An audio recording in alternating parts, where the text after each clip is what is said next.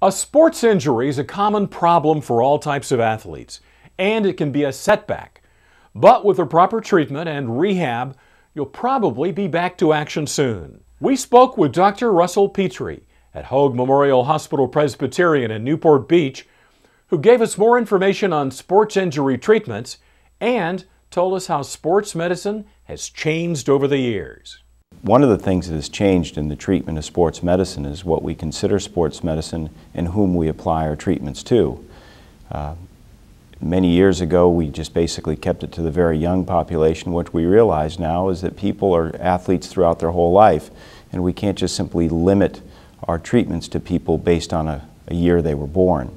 Additionally, with sports medicine and treatment of these types of injuries, our knowledge of anatomy, function, biomechanics has really increased over the last 20 to 30 years. We now talk about doing double bundle posterior cruciate ligament reconstructions, double bundle ACL reconstructions, and these things that were barely conceived of 20 or 30 years ago. Additionally, graft types, particularly as they relate to ACL reconstruction, have really changed over the years, whereas the gold standard had always been bone, tendon, bone ACL reconstructions. There's a lot of people in the world that think that hamstrings are perhaps better. The other thing is that really has changed over the course of the last 10 to 20 years is the technology. Our ability to do things has increased as our equipment has improved. Arthroscopic equipment in the 1980s barely resembles what we have today. We have high definition cameras, and more importantly, we've developed things to work in confined spaces.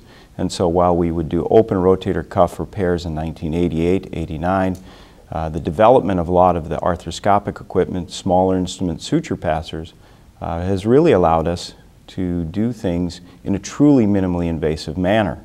By doing things with 3 or 4 small incisions no longer than ½ an inch versus doing things with an incision 6 or 7 centimeters long. One of the things that we've learned over the last several years is being able to predict which people are better for arthroscopic techniques and which people really do require an open technique.